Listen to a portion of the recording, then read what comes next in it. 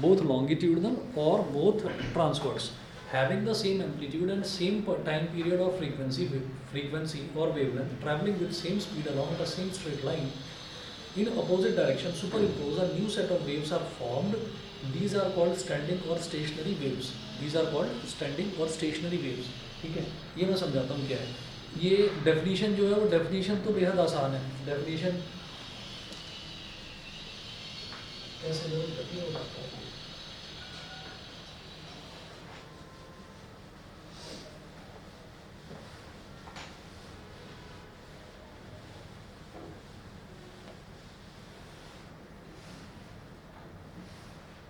ऐसा कुछ हमने लास्ट क्लास में भी करा था, देखिएगा क्या है। तो बोल रहे हैं when two sets of progressive wave trains of same type, यानी कि सेम टाइप का मतलब क्या है कि जो दोनों वेव्स हैं ना वो वेव एक जैसी होनी चाहिए। वेव ट्रेन्स क्यों बोला गया है, क्योंकि एक के पीछे एक वेव चलती जाती है, तो उसको वेव ट्रेन बोल दिया गया। ठीक है, तो वो सेम टाइप की होनी चाहिए। सेम टाइप का मतलब क्या है कि अगर एक लॉन्गिट्यूडनल है तो दूसरी भी लॉन्गिट्यूडनल हो, एक ट्रांसवर्स है तो दूसरी भी ट्रांसवर्स वेव हो। ठीक है, अच्छा, अब दोनों के दोनों जिनकी टाइम पीरियड भी सेम, फ्रीक्वेंसी भी सेम, वेवलेंथ भी सेम, एम्पलीट्यूड भी सेम, स्पीड भी सेम, सब कुछ सेम ही सेम है। ठीक है, along the same straight line in opposite direction, बस इतना है कि अपोजिट डायरेक्शन में होना चाहिए। तो ऐसा हमने कुछ लास्ट क्लास में भी आपको ना बताया था कि अगर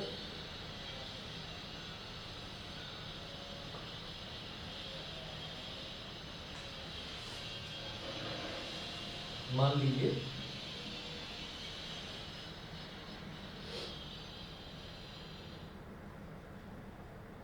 एक वेव इस तरीके की है, ठीक है, और बिल्कुल इसी एम्पलीट्यूड, इसी स्पीड, इसी वेवलेंथ, इसी फ्रीक्वेंसी की दूसरी वेव है, लेकिन वो अपोजिट डायरेक्शन में ट्रैवल कर रही है कि जब ये ऊपर है तब ये नीचे है, जब ये नीचे है तब ये ऊपर है। इस तरीके से अगर ये वेव ट्रैवल कर रही है और इन दोनों को सुपर इम्पोज करा दिया जाए, सुपर इम्पोज का मतलब दोनों को ऐड करा दिया जाए, तो हमारे पास जो रिजल्टेंट बनता है, अगर इन दोनों को ऐड करा दिया गया तो हमारे पास जो रिजल्टेंट बनता है वो ऐसे मतलब बिल्कुल एक स्ट्रेट लाइन आ जाएगी।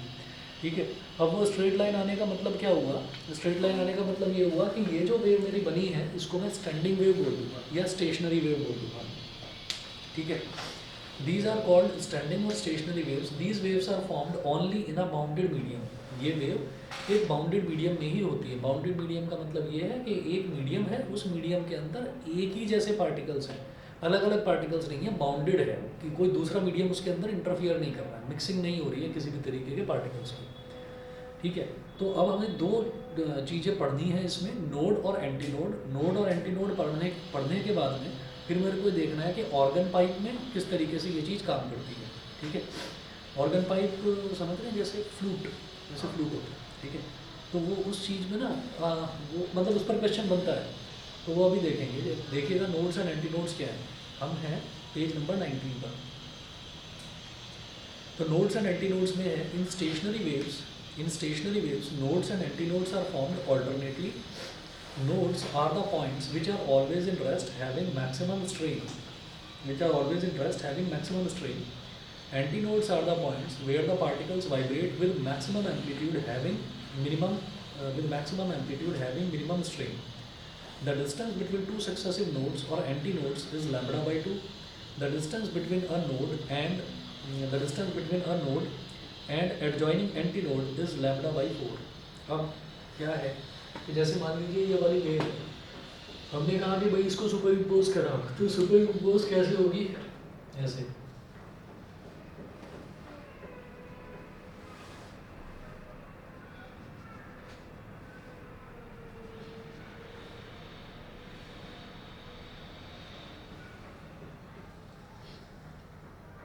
ये तो ऊपर वाली वेव आ गई, नीचे वाली वेव इस तरीके से आएगी। ठीक है, अच्छा, ये वेव जो है ना, ये मैंने या तो मैं एक साइकिल बनाता, ये मैंने 1.5 साइकिल बना दी। इसको जरा पूरा करो, 2 साइकिल बन गई।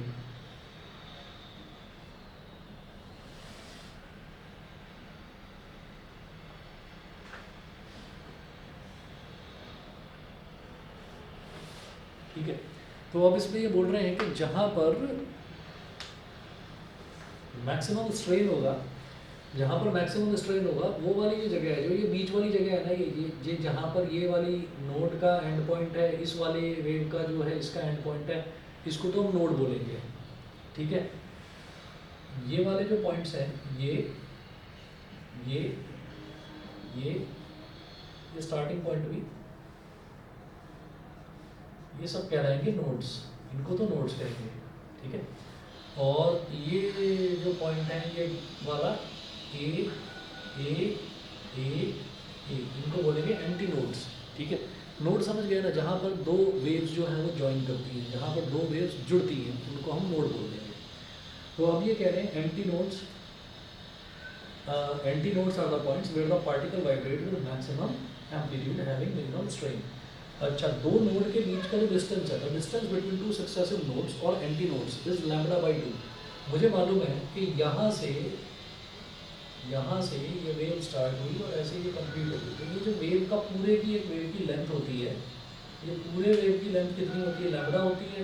तो एक नोड ये है और दूसरी नोड ये है, दो नोड्स के बीच का जो डिस्टेंस है वो लैम्बडा का आधा हो गया, लैम्बडा बाई 2 हो गया, ठीक है भाई। आप ये देखिए, यहाँ से लेकर यहाँ तक एक वेव कंप्लीट हो गई, चाहे इसको बोल दो चाहे नीचे वाली को बोल दो, एक वेव कंप्लीट हो गई। एक वेव कंप्लीट होने में कितना लेंथ कवर करती है, लैम्बडा अपनी वेवलेंथ के बराबर, ठीक है। तो अगर मैं इस आधे की बात करूँ तो आधा लैम्बडा बाई 2 तो होगा भाई, आधी वेवलेंथ क्या हो जाएगी, लैम्बडा बाई 2। और वो है क्या, वो दो नोड्स के बीच का डिस्टेंस है, that is called lambda by 2, ठीक है। अब सुनिएगा, the distance between a node and adjoining anti node is lambda by 4। तो अगर किसी नोड के, जैसे मान लीजिए ये नोड है, यहाँ पर ये नोड है और ये एंटी नोड है, अगर इन दोनों के बीच का डिस्टेंस निकाला जाए तो ये सीधी सी बात है, समझ में आ रहा है, ये लैम्बडा बाई 4 होगा। ये बताइए, ये क्लियर है कि नहीं। एक नोड और एक एंटी नोड के बीच का डिस्टेंस लैम्बडा बाई 4, भाई इतना जो है, इतना तो लैम्बडा बाई 2 है, तो ये उसका आधा ही तो हो गया, तो लैम्बडा बाई 2 का आधा लैम्बडा बाई 4, ठीक है। अच्छा, at nodes air pressure and density both are high, while at anti nodes air pressure and density are low. Air का प्रेशर और डेंसिटी बहुत ज़्यादा हाई होती है। एयर का प्रेशर हाई है, डेंसिटी भी हाई है, तो बहुत शार्प आवाज़ सुनाई देगी नोड पर, ठीक है। एंटी नोड पे क्या है कि एयर प्रेशर भी लो है और डेंसिटी भी लो है, क्यों, क्योंकि एक वेव जा रही है अलग डायरेक्शन में बिल्कुल ऊपर, एक वेव जा रही है नीचे। यहाँ पर क्या है, यहाँ पर दोनों वेव्स टकरा रही हैं, तो दो साउंड वेव्स जिस पॉइंट पर टकराएंगी वहाँ पर साउंड थोड़ी अच्छी प्रोड्यूस होगी, ठीक है। और यहाँ पर एक ऊपर जा रही है एक नीचे जा रही है, तो प्रेशर और डेंसिटी दोनों की दोनों कम हो जाएंगी, ठीक है ना। आप देख रहे हैं कि ये बिल्कुल मिल चुकी है जो दो चीज़ें, तो दो चीज़ें जब आपस में जुड़ गई हैं तो हम ये कहेंगे कि आपस में कोई एयर भी नहीं रहा, प्रेशर भी जो है वो कम हो गया, और सॉरी प्रेशर बढ़ गया है और डेंसिटी भी ज़्यादा हो गई है। तो एक जरा सी जगह पर ही दो नोड्स, दो वेव्स जुड़ी हुई हैं, तो हम ये कहेंगे वहाँ पर डेंसिटी ज़्यादा है। और यहाँ पर कितना ज़्यादा खुला हुआ है, तो खुला हुआ है तो हम ये कहेंगे कि वही डेंसिटी कम है, प्रेशर भी कम है, ठीक है। तो ये नोड और एंटी नोड के दो प्रॉपर्टीज़ हो गई।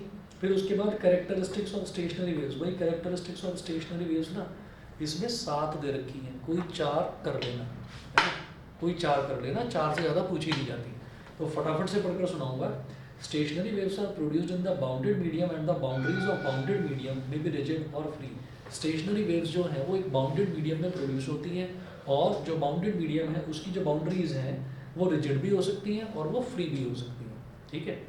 दूसरा, standing waves can be transverse और लॉन्गिट्यूडनल। स्टैंडिंग वेव्स ट्रांसवर्स भी हो सकती है, लॉन्गिट्यूडनल वेव भी हो सकती है, समझ गए ना। लॉन्गिट्यूडनल जो ऐसे ऐसे ऐसे ऐसे करके आगे बढ़ती है, और ट्रांसवर्स जो है ऊपर नीचे वाइब्रेट करती है और बढ़ती है आगे की तरफ। थर्ड है, all the particles accept at the nodes vibrate simple harmonically with the same period. तो नोड्स के अलावा जितने भी पार्टिकल्स हैं वो सब सिंपल हार्मोनिकली ही वाइब्रेट करते हैं। उसके बाद फोर्थ देखिए, all the particles in one particular segment vibrate in the same phase. Particles in 2 consecutive segments differ in phase by 180 degree. All the particles in one particular segment vibrate in the same phase. तो एक particular segment के जितने भी particles हैं सारे के सारे same phase में ही करते हैं वाइब्रेट। जैसे देखिए, ये 0 डिग्री पर है तो ये भी 0 डिग्री पर, ये π/2 पर है तो ये भी π/2 पर, ये पाई पर है तो ये भी पाई पर, ठीक है। और दूसरा ये बोल रहे हैं कि particles in 2 consecutive segments differ in phase by 180 degree. तो 2 consecutive segments, ये हो गया एक सेगमेंट, ये हो गया दूसरा सेगमेंट, तो इसके पार्टिकल्स और इसके पार्टिकल्स जो वाइब्रेट करेंगे उनमें 180 डिग्री का अंतर होगा ही होगा। ठीक है, तो सॉरी मैं गलत बोल गया, इसके और इसके, ये वाले और ये अलग अलग फेज के हो गए ना पार्टिकल्स, तो इन दोनों में 180 डिग्री का अंतर होगा, क्योंकि यहाँ से यहाँ तक कितना हो जाता है एंगल 180 डिग्री, यहाँ से यहाँ तक कितना हो जाता है, ये भी 180 डिग्री है, और टोटल हो जाता है हमारे पास 360 डिग्री। तो दोनों 180 डिग्री में रहेंगे, 180 डिग्री का अंतर रहेगा। ये चौथी प्रॉपर्टी थी इसकी। पांचवी देखिएगा, all points except nodes pass their mean position twice in one time period. तो जितने भी पॉइंट्स हैं नोड्स के अलावा, वो अपनी मीन पोजीशन को twice in one time period, वो all points except nodes pass their mean position twice in one time period. ठीक है, नोड के अलावा जितने भी पॉइंट्स हैं वो मीन पोजीशन को 2 बार क्रॉस करते हैं, है ना, एक टाइम पीरियड में। एक टाइम पीरियड यहाँ से लेकर यहाँ तक वाला। मीन पोजीशन कौन सी है, ये वाली। तो जैसे मान लीजिए मैं इस पॉइंट की बात करता हूँ, तो एक बार इधर एक बार इधर, ठीक है। तो ये मीन पोजीशन को, यानी कि सेंट्रल वाली जो मीन पोजीशन है उसको 2 बार क्रॉस करते हैं एक टाइम पीरियड में, जितने भी पार्टिकल्स हैं। मान लीजिए ये पार्टिकल है, इसकी बात करूँ तो ये पार्टिकल ऊपर उठा तो इस पॉइंट पर आया, और फिर आकर नीचे गिरेगा तो एक बार क्रॉस करा मीन पोजीशन को, फिर ऊपर उठेगा, फिर दूसरी बार क्रॉस कर गया। तो हर पार्टिकल जो है वो मीन पोजीशन को कितनी बार क्रॉस करता है, 2 बार क्रॉस करता है एक टाइम पीरियड में। क्लियर, ठीक है। उसके बाद बोल रहे हैं velocity of the particles while crossing mean position varies from maximum at anti nodes to 0 at nodes. ठीक है, तो हमें मालूम है कि जब भी कोई पार्टिकल एंटी नोड वाले पॉइंट पर पहुंचेगा तो एंटी नोड वाले पॉइंट पर तो उसकी वेलोसिटी मैक्सिमम होगी, क्योंकि डिस्प्लेसमेंट मैक्सिमम है, एम्पलीट्यूड मैक्सिमम। और जब वो नोड पर गुजरेगा तब उसकी वेलोसिटी कितनी हो जाएगी, 0 होगी, क्योंकि डिस्प्लेसमेंट 0 होगी। ठीक है। सेवंथ देखिए, the total energy associated with a stationary wave is twice the energy of each of incident and reflected wave. Incident and reflected wave, ये वाला आपको नहीं करना है, ये 7वां पॉइंट छोड़ दीजिए, रिफ्लेक्शन वाला हमें है करना नहीं है ना सिलेबस में, इसलिए। फिर उसके बाद ये देख लीजिए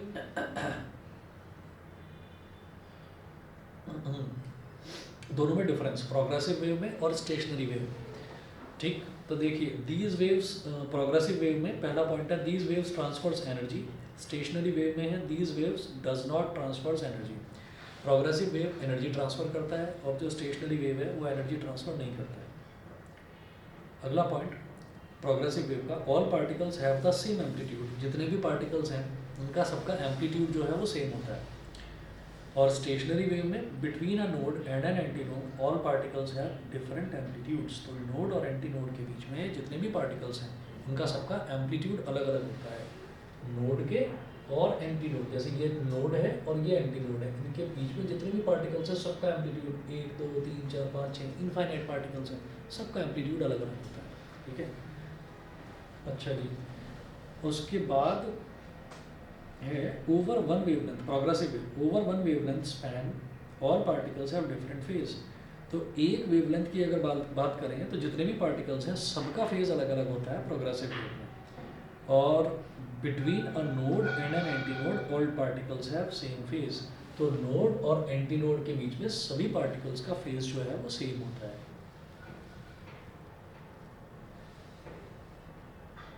प्रोग्रेसिव वेव में है no point is at rest. तो प्रोग्रेसिव वेव में कोई भी पॉइंट रेस्ट में नहीं आता। और स्टेशनरी वेव में हम ये जानते हैं कि नोड्स जो हैं, nodes are always at rest, nodes हमेशा रेस्ट में ही होते हैं। फिर नेक्स्ट पॉइंट देखें प्रोग्रेसिव वेव का, all particles do not cross the mean position simultaneously.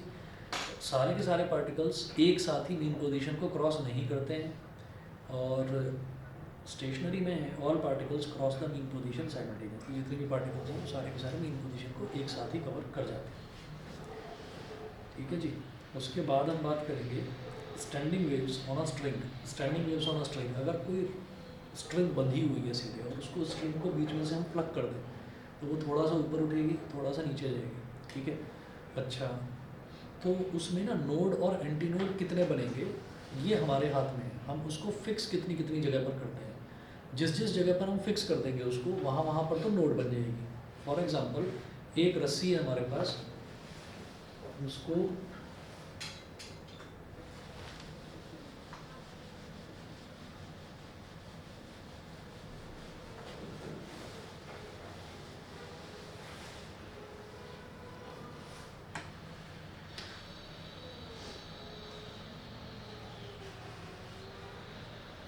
एक स्ट्रिंग है बिल्कुल टाइट बांध रखी है इस तरीके से, इसको यहाँ से बीच में से पकड़ा ऐसे और छोड़ दिया, तो ये ऐसे ऐसे ऐसे ऐसे वाइब्रेट करेगी, तो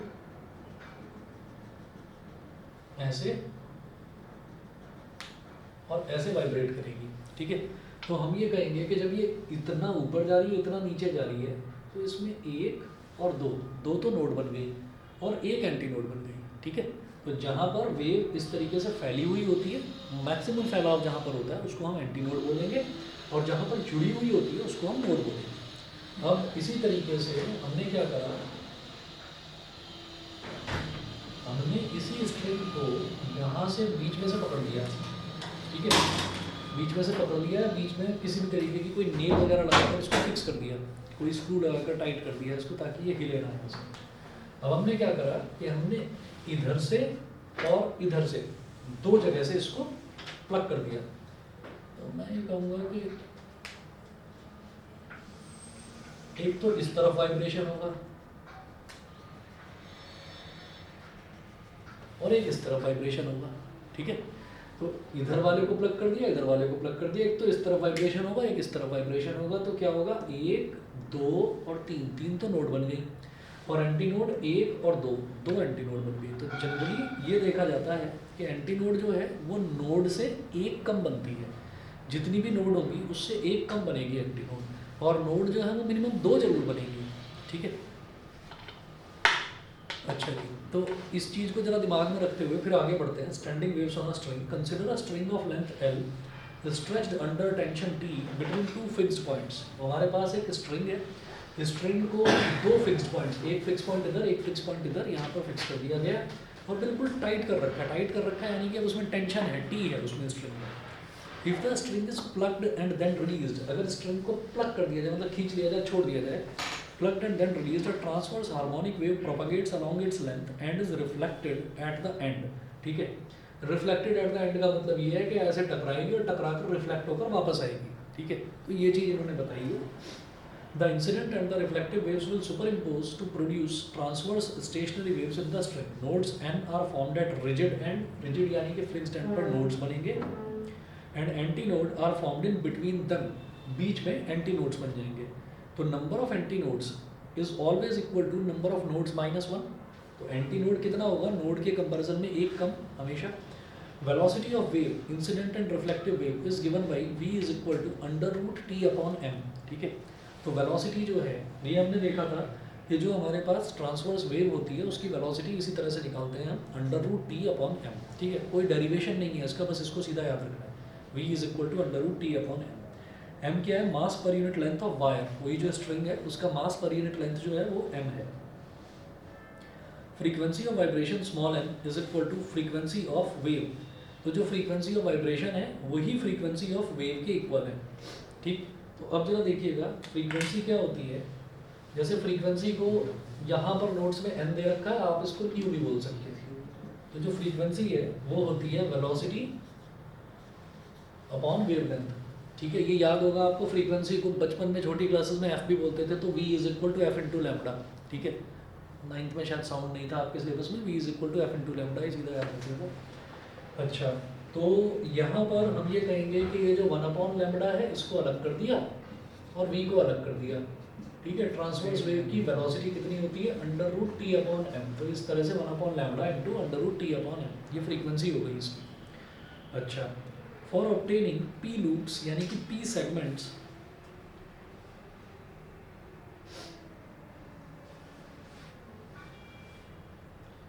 फॉर ऑब्टेनिंग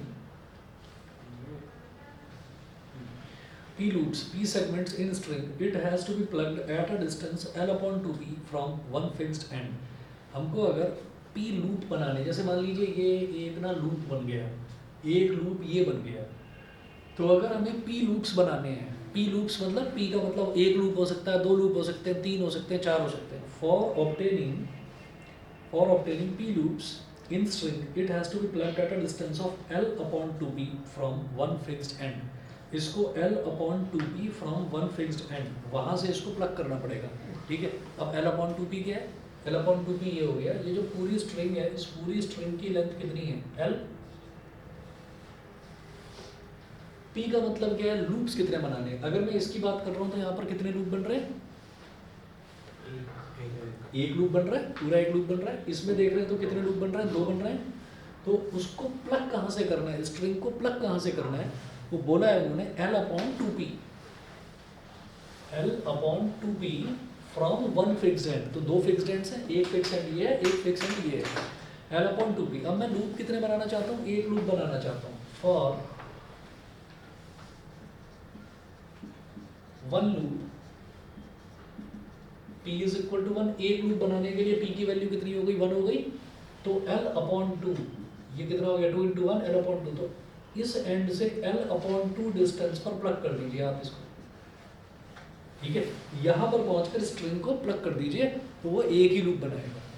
अब अगर दो लूप बनाने हैं, ठीक है, तो फॉर टू लूप्स, अगर दो लूप्स बनाने हैं तो क्या करेंगे, L/2 × 2 यानी कि L/4 डिस्टेंस पर। तो ये पूरा L है, ये L/2 हो गया, आधा हो गया, तो उसके भी आधे पर यानी कि L/4 डिस्टेंस पर इस फिक्स्ड एंड से L/4, सिमिलरली इस फिक्स्ड एंड से L/4। तो इतने डिस्टेंस से आपको क्या करना है, इधर भी प्लग कर दो, इधर भी प्लग कर दो, ये ऐसे ऐसे ऊपर नीचे वाइब्रेट करना शुरू कर देंगे, ठीक है। अच्छा, ये सब कुछ हम कर क्यों रहे हैं अभी समझेंगे आप।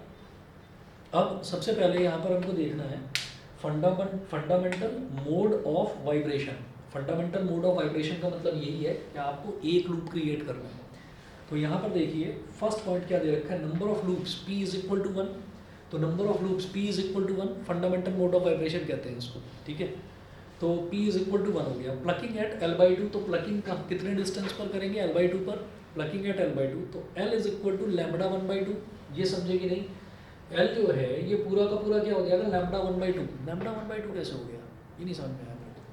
लैम्बडा का मतलब क्या होता है, वेवलेंथ। λ1 क्यों बोल रहा हूँ, क्योंकि मैं फंडामेंटल मोड ऑफ वाइब्रेशन की बात कर रहा हूँ, यानी कि मैं सिर्फ एक ही लूप क्रिएट कर रहा हूँ। तो जब मैं एक लूप क्रिएट करूँगा तो मुझे वेवलेंथ तो नज़र ही नहीं आ रही, भाई वेव नहीं बनी अभी तक ये कंप्लीट। तो कंप्लीट वेव कैसे बनेगी, कंप्लीट वेव तो ऐसे बनेगी कि ये ऊपर उठा, नीचे आया और फिर ये ऐसे गया। तो भाई यहाँ से और यहाँ तक का डिस्टेंस, यहाँ से यहाँ तक का डिस्टेंस तो लैम्बडा होगा। तो ये डिस्टेंस कितना रह जाएगा, λ/2, समझ गए, ठीक है। तो इस वजह से क्योंकि मैं P इज इक्वल टू 1 की बात कर रहा हूँ, इसको फर्स्ट हार्मोनिक बोल देते हैं, ठीक है, फर्स्ट हार्मोनिक बोल देते हैं। तो जब मैं P इज इक्वल टू 1 की बात कर रहा हूँ तो भाई हमने लैम्बडा ना बोलकर λ1 बोल दिया। फर्स्ट हार्मोनिक की बात कर रहे हैं जिसको फंडामेंटल मोड ऑफ वाइब्रेशन, तो λ1/2। तो यहाँ पर इसीलिए इन्होंने लिखा है L is equal to λ1/2। L is equal to λ1/2, तो λ1 कितना हो जाएगा, 2L, λ1 हो जाएगा 2L। तो fundamental frequency of first harmonic, fundamental frequency of first harmonic ये कितनी हो जाएगी, ν1 या n1 बोल रखा है इन्होंने, तो 1/λ1 इंटू √P/m, ठीक है। और 1/λ1 को, λ1 यहाँ पर क्या हो गया, L इज इक्वल टू λ1/2 है, तो λ1 कितना हो गया, 2L हो गया। ν1 is equal to 1/2L √T/m। ये वाला बताइए क्लियर है कि नहीं। L इज इक्वल टू λ1/2, जो यहाँ पर हम पेज नंबर 21 पर हैं, सबसे नीचे, पेज नंबर 21 पर सबसे नीचे फंडामेंटल मोड ऑफ वाइब्रेशन, इसमें 4 पॉइंट्स दे रखे हैं, दोबारा समझा देता हूँ। नंबर ऑफ लूप्स, लूप कितने बन रहे हैं, एक ही बन रहा है, तो इसलिए P इज इक्वल टू 1 हो गया। सेकंड दे रखा है प्लकिंग एट L/2, ये फॉर्मूला होता है कि उसको कहाँ से प्लग करते हैं, L/2P distance from one fixed and. तो P की वैल्यू 1 है तो L/2 पर प्लग करेंगे, यहाँ पर आधे पर प्लग करेंगे। L कितना हो जाएगा, λ1/2। ये समझ में आ गया कि यहाँ से लेकर यहाँ तक, भाई वेव कब कंप्लीट होगी, जब ये जितना ऊपर उठाया उतना ही नीचे भी जाए, तब ये वेव कंप्लीट मानी जाएगी। तो उस कंप्लीट वेव की वेवलेंथ होती है लैम्बडा, तो ये कितना हो गया उसका आधा, λ/2, यानी कि फर्स्ट मोड की बात कर रहा हूँ तो λ1/2, 1 सिर्फ उसका सबस्क्रिप्ट लगाया क्योंकि मैं फर्स्ट मोड की बात कर रहा हूँ। और इसी तरीके से ये वाला फॉर्मूला लगाकर न्यू का 1/λ1 √T/m और λ1 की जगह 2L रख दिया, बस इतना करा है। उसके बाद आप आ जाइए, जो ये है ना, ये जो फंडामेंटल फ्रीक्वेंसी और हार्मोनिक्स लिखा हुआ है, 1 मिनट के लिए इसको भूल जाओ जरा, इस पर आऊँगा अभी 1 मिनट बाद। सेकंड देखिए, पहले सेकंड देखिएगा, इसमें क्या है, सेकंड मोड ऑफ वाइब्रेशन, ठीक है। मैं हूँ पेज नंबर 22 पर, second mode of vibration, number of loops कितना, p is equal to 2, second mode of vibration यानी कि ये p is equal to 2, plucking at l/4, ये भी क्लियर, प्लकिंग l/4 पर होगी, और l इज इक्वल टू कितना हो जाएगा, λ2, l इज इक्वल टू λ2 कैसे हो गया, यहाँ से लेकर यहाँ तक वाली लेंथ l है, ठीक है। मैं दो लूप्स की बात कर रहा हूँ, तो भाई वेव तो पूरी कंप्लीट हो रही है ना, तो इसका मतलब ये जो पूरी लेंथ l है ये वेवलेंथ के ही बराबर है, और मैं सेकंड मोड की बात कर रहा हूँ, तो l इज इक्वल टू λ2 हो गया, ठीक है। यहाँ पर क्या था, वेव कंप्लीट मुझे करनी पड़ रही थी खुद से, तो वो λ1 बन रहा था यहाँ से यहाँ तक का पूरा, तो ये l कितना हो गया था, λ1/2 के बराबर, यहाँ l λ2 के ही बराबर है, सिर्फ पूरा पूरा वेवलेंथ के बराबर है, ठीक है। ये तीनों पॉइंट्स क्लियर। उसके बाद कुछ नहीं, यहाँ पर λ की जगह λ2 रखो, तो आप देखिए 1/λ2 √T/m, और λ2 की जगह l लिखा हुआ है, ठीक है। तो इससे इन्होंने क्या करा कि जो पहले वाले की फ्रीक्वेंसी है, पहले वाले की फ्रीक्वेंसी ν1 बोलो या n1 बोल दो, n1 इज इक्वल टू क्या आई थी, 1/2l √T/m, तो जो दूसरे वाले की फ्रीक्वेंसी आई है उसमें हम क्या लिखेंगे यहाँ पर, λ2, तो λ2 की जगह क्या आ गया, l, और ये √T/m। तो अब जानबूझकर एक काम करेंगे हम, यहाँ पर n2 और n1 में रिलेशन निकालेंगे, तो n2 है, यहाँ पर लिखो 2 से मल्टीप्लाई 2 से डिवाइड, तो ये क्या बन गया, ये n1 बन गया, तो n2 is equal to 2n1, n2 is equal to 2n1, तो ये हो गया सेकंड मोड ऑफ वाइब्रेशन, ठीक है। आपको पेपर में ऑर्गन पाइप पूछा जाए, ठीक है, माउथ ऑर्गन पूछा जाए, तो आपको एक तो फर्स्ट मोड ऑफ वाइब्रेशन यही 4 पॉइंट्स बताने हैं, सेकंड मोड ऑफ वाइब्रेशन यही 4 पॉइंट्स, उसके बाद जरा थर्ड मोड ऑफ वाइब्रेशन देख लो। थर्ड मोड ऑफ वाइब्रेशन में क्या है कि यही आपके 3 बन जाएंगे, ठीक है। 3 कैसे बनेंगे भाई, ये भी बनाकर देख लो।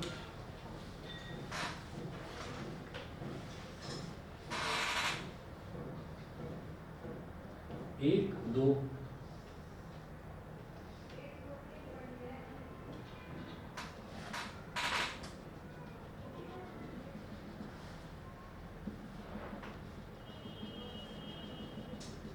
बोलिए सही है, ठीक है। लेंथ जो है स्ट्रिंग की पूरी लेंथ मैंने कितनी ली है, स्मॉल l, ठीक है। और जरा ये बता देना वेवलेंथ कितनी हो जाएगी, ये तो हो गई पूरी की पूरी लैम्डा। अच्छा 3 वाइब्रेशन हो रहे हैं, ठीक है, 3 वो बन रहे हैं यहाँ पर, 3 लूप्स बन रहे हैं, तो इसका मतलब क्या है कि एक तो वेव कंप्लीट है यानी कि लैम्डा, उसको अब λ3 बोलेंगे यहाँ पर, तो एक तो लैम्डा कंप्लीट है और एक लैम्डा आधा है ना, तो लैम्डा प्लस λ/2 कितना हो जाएगा, 3λ/2, और उसको क्या बोलेंगे 3λ3/2, तो l इज इक्वल टू 3λ3/2, 3λ3/2, ठीक है। और जब ये हमारे पास कंप्लीट हो गया, यहाँ से λ3 की वैल्यू कितनी आ जाएगी, λ3 इज इक्वल टू 2l/3। बताइए जी, क्लियर है। थर्ड मोड ऑफ वाइब्रेशन पर आ जाइए, ठीक, यही चीज यहाँ पर लिखी हुई है, अगर ये आपको लॉजिक समझ में आ गया है तो। देखिए जी, पहला है number of loops, number of loops कितनी, 3, ठीक है। सेकंड क्या है, प्लकिंग, प्लकिंग कहाँ पर होगी, l/2p, तो p कितना है 3, तो l/6, l/6 पर प्लकिंग होगी, ठीक है। थर्ड क्या है, l इज इक्वल टू 3λ/2, ठीक है। तो क्योंकि थर्ड मोड की बात कर रहे हैं तो λ3 लिख दिया है, लैम्बडा ही λ3 लिख दिया, तो λ3 कितना हो गया 12/3, ठीक है। अब यहाँ से क्या करेंगे, यहाँ से थर्ड हार्मोनिक निकालेंगे, यानी कि मेरे को थर्ड मोड की फ्रीक्वेंसी निकालनी है। तो भाई फ्रीक्वेंसी कैसे निकलेगी, निकालिए ऐसे ही, बिल्कुल यही फॉर्मूला लगाइए, n3 इज इक्वल टू 1/λ है ना, तो 1/λ3 √T/m इज इक्वल टू λ3 कितना है 1/λ3, 12/3, तो ये इसका रेसिप्रोकल कितना हो जाएगा 3/2l √T/m।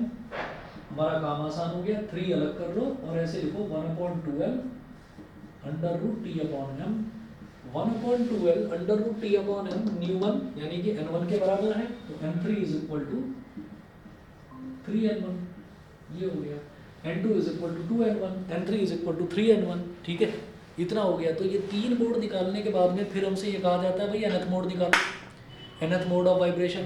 तो nth मोड ऑफ वाइब्रेशन में आपको क्या करना है, यही जो हमारे पास 3 सीक्वेंस बने हैं ना, तो इसी से फॉर्मेट देख लेंगे, फॉर्मेट क्या बनेगा देखिएगा। For nth mode of vibration, in general, if the string is plugged at length L upon 2p, then it vibrates in p segments and we have the pth harmonic. तो np कितना हो जाएगा, n3 कितना हुआ था 3/12 under root T upon M, ठीक है, 3/12 under root T upon M. n2 कितना हुआ था 1/L, 1/L को क्या बोलूँगा,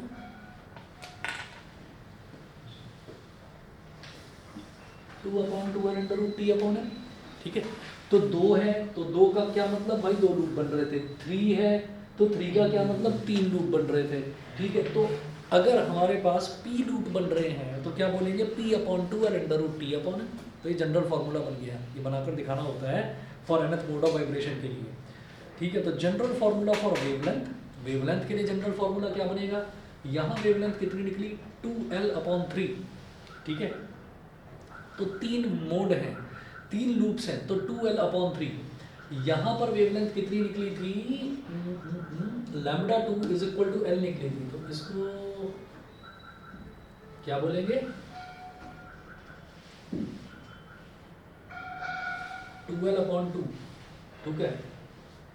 और यहाँ पर कितनी निकली थी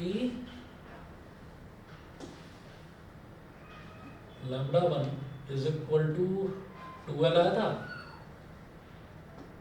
तो 2L तो ऊपर रखना ही है, 2L/1, ठीक है। तो कितने लूप है, एक लूप है तो 2L/1, 2 लूप है तो 2L/2, इसलिए 2 से 2 कट के L हो गया, 3 लूप है तो 2L/3। तो इसका मतलब क्या है कि 2L ऊपर आएगा ही आएगा, नीचे आ जाएगा नंबर ऑफ लूप्स, तो 2L/p। वही करा इन्होंने कैपिटल N लिख दिया कि भाई जितने हमारे पास जितने भी लूप्स यहाँ पर बन रहे हैं उतना यहाँ पे नीचे लिख दिया, ठीक है। अब इसके बाद यही जो फंडा है ये हमें क्लोज्ड ऑर्गन पाइप पे लगाना है और ओपन ऑर्गन पाइप पर लगाना है, ठीक है। तो क्लोज्ड ऑर्गन पाइप समझ रहे हैं, देखिए एक तो ओपन ऑर्गन पाइप आता है और एक क्लोज्ड ऑर्गन पाइप आता है। ओपन ऑर्गन पाइप ये हो गया कि वो वाली बांसुरी जो इधर से भी खुली हुई है और इधर से भी खुली हुई है, जिसको ऐसा तिरछा लगाकर और बजाते हैं, ठीक है, दोनों तरफ से जो खुला होता है, तो उसको बोलते हैं ओपन ऑर्गन पाइप। एक दूसरी बांसुरी होती है जो एक तरफ से बंद होती है और एक तरफ से खुली हुई होती है, उसको बोलेंगे क्लोज्ड ऑर्गन पाइप, ठीक है। यहाँ दोनों ही पाइप्स, एक क्लोज है एक तरफ से और एक दोनों तरफ से ओपन। तो दोनों में इन डायग्राम से ही समझ में आ जाएगा, जैसे ये ओपन ऑर्गन पाइप का ये डायग्राम दे रखा है और क्लोज्ड ऑर्गन पाइप का इसके ऊपर दे रखा है ये वाला। तो क्लोज्ड ऑर्गन में दिखाई दे रहा है कि एक तरफ से बंद है, एक तरफ से बंद है, और यहाँ पर दिखाई दे रहा है कि दोनों तरफ से ओपन है, ठीक है। अभी समझाता हूँ, 1 मिनट दीजिए बस।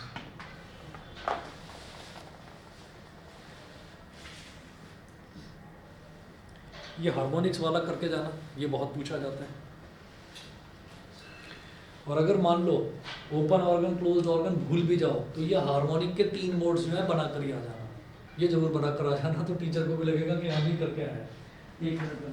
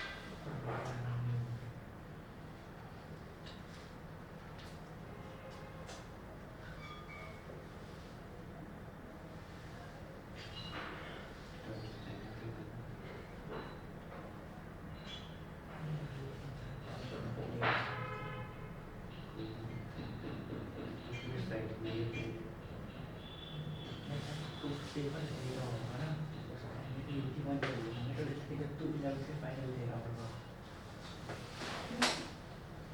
ये जल्दी कर देंगे बुक्स चाहिए पेपर भी नहीं होगा क्या क्या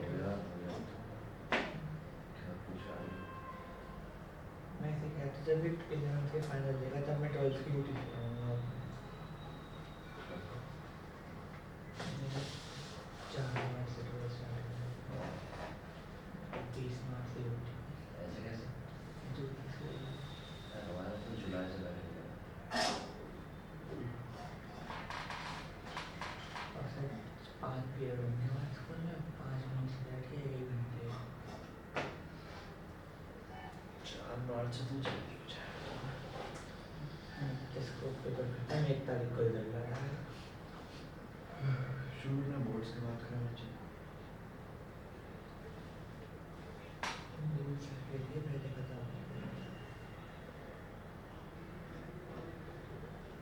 कोई भी खत्म नहीं होगा एक साइकिल छुट्टी देनी चाहिए लक्ष्य भी तो नहीं आ रहा ग्रेजुएशन में 16 की 25 अप्रैल को 10 मिनट बाइक से बात है वो इस टाइम में टेबल से लगे पूरी स्टिक नहीं है पैकेट 2 रैकेट मैंने टेबल और 5 क्लास में तो 10 साल पहले छोड़ मैं 2 सप्ताह में किया एकदम इंटरेस्ट फिर मैंने जैसे स्कूल में डिवाइड फिर छूट गया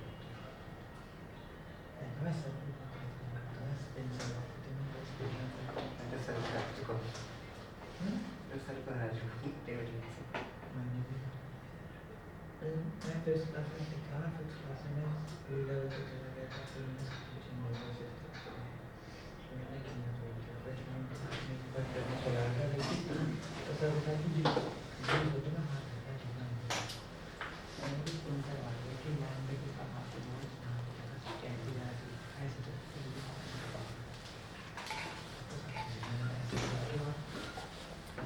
यूज में एडवांटेज होता है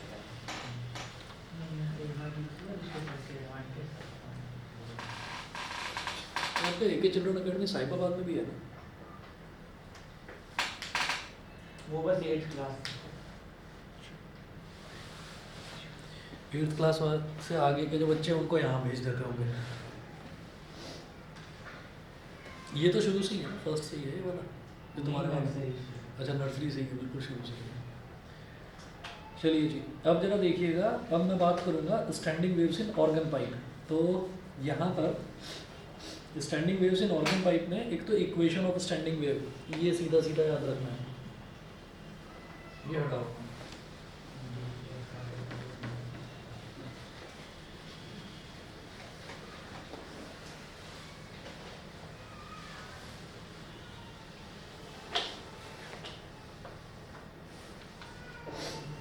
तो equation of standing wave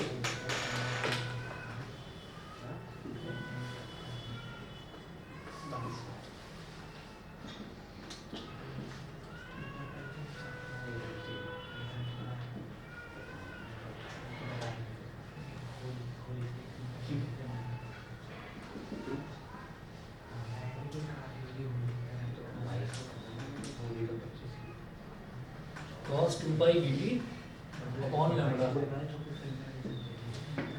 into sin 2 pi x upon lambda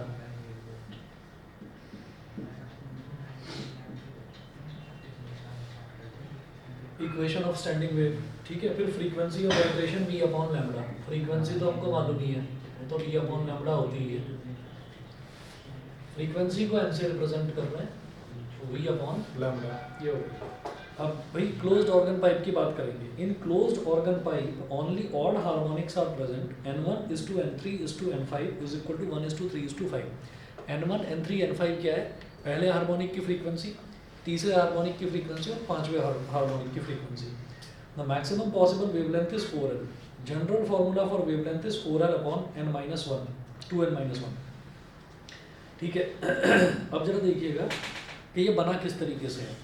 तो फंडामेंटल मोड, फिर थर्ड हार्मोनिक, और फिर थर्ड हार्मोनिक, और फिर उसके बाद में बनाएंगे फिफ्थ हार्मोनिक। तो फंडामेंटल मोड को तो हम फर्स्ट हार्मोनिक बोलते हैं, फिर सेकंड, फिर थर्ड, फिर फोर्थ, इस तरह से आनी चाहिए। लेकिन यहाँ पर सिर्फ ऑड ही क्यों आ रही है वो देखते हैं। ऑड यहाँ पर कैसे आ रही है ये अभी देखेंगे। इसका डायग्राम देखिएगा।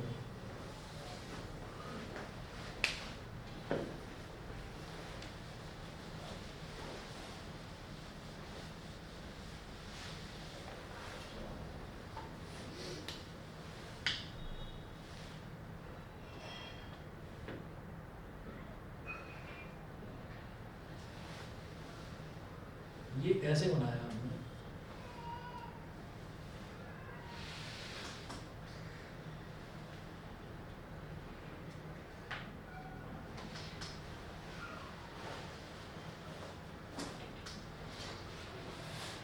क्लोज्ड ऑर्गन पाइप है। क्लोज्ड ऑर्गन पाइप का मतलब क्या है कि एक तरफ से बंद है, एक तरफ से खुला हुआ है। तो इसका मतलब क्या है कि यहाँ पर आकर दोनों वेव्स यहाँ पर आकर टकरा जाएंगी। ठीक है, तो इधर एक नोड बनेगी और एक एंटी नोड बनेगी। ठीक है, इसको हमने बोल दिया फंडामेंटल मोड।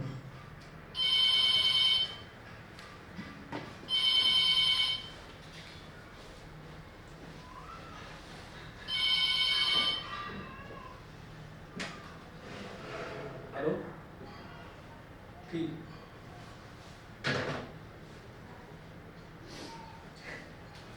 किसी की भी एंट्री कराने लगते हैं लोगों को। मेरे पापा का नाम लेके कह रहे हैं कि वो आ रहे हैं। अरे भाई वो तो मकान मालिक है।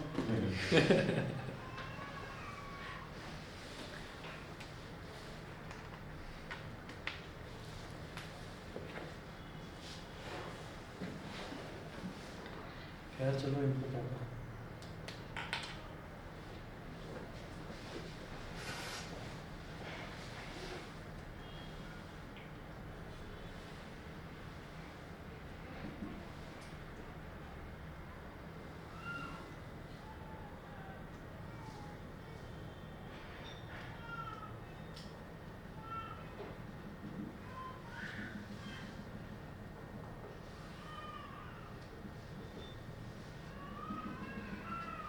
ठीक है, अच्छा अब इसमें जरा देखिएगा, एक एंटी नोड, एक नोड, एक एंटी नोड और एक नोड।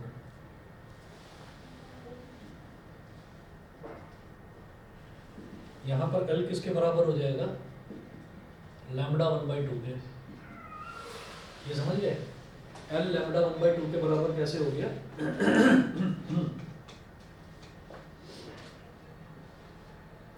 Length of string.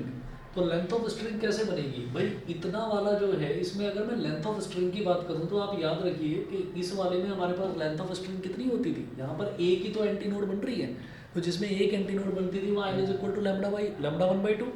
ठीक है, अच्छा और इधर क्या करेंगे? L is equal to 3 lambda 2/4। ठीक है, अगले वाले में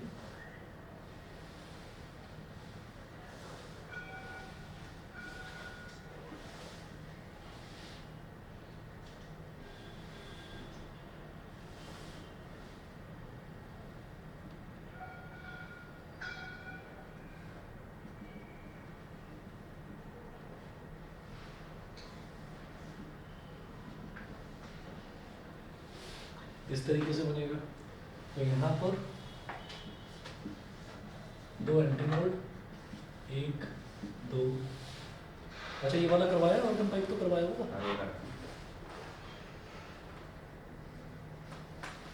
L is equal to 5 lambda 3/4।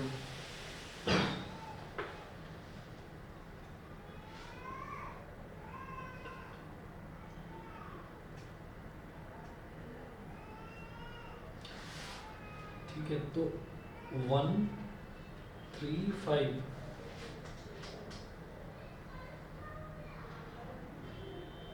गलत लिखा है शायद। सेट करना चाहिए।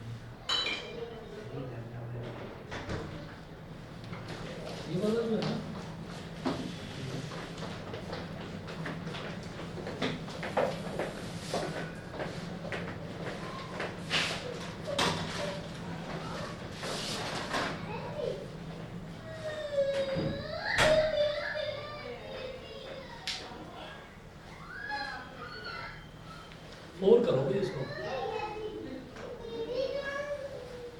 4 करिए, ये लैम्बडा 1/2 जो लिखा हुआ है ना ये गलत लिखा हुआ है, बस इसको ठीक कर देंगे। भाई बंद करना है इसको, यहीं से हो जाएगा।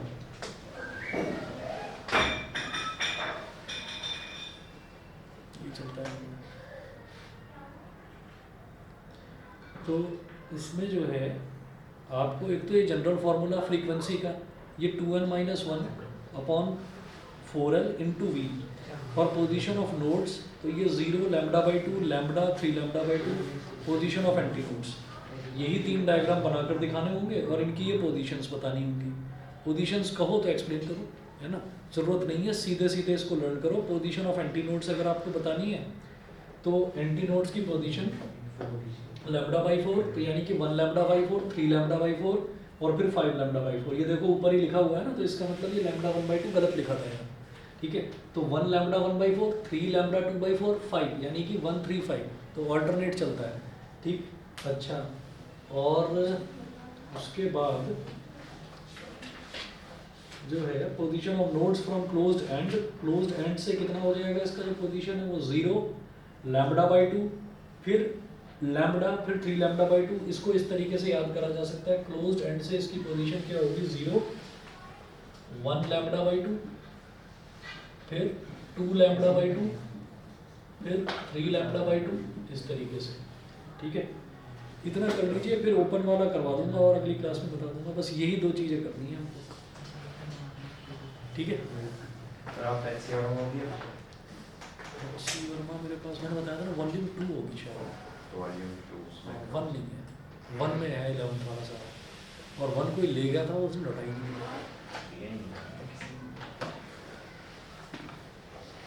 लास्ट टाइम में कई बार जैसे एग्ज़ाम आता है ना, कई बार कुछ बच्चे ले जाते हैं फिर भूल जाते हैं, तो फिर मुझे भी याद नहीं रहता कि मैंने किसको दी थी। परसों आपका एग्ज़ाम है, कहीं कोई डाउट वगैरह आए तो मेरे से कल पूछ लेना, ठीक है, किसी भी टाइम फ़ोन करो।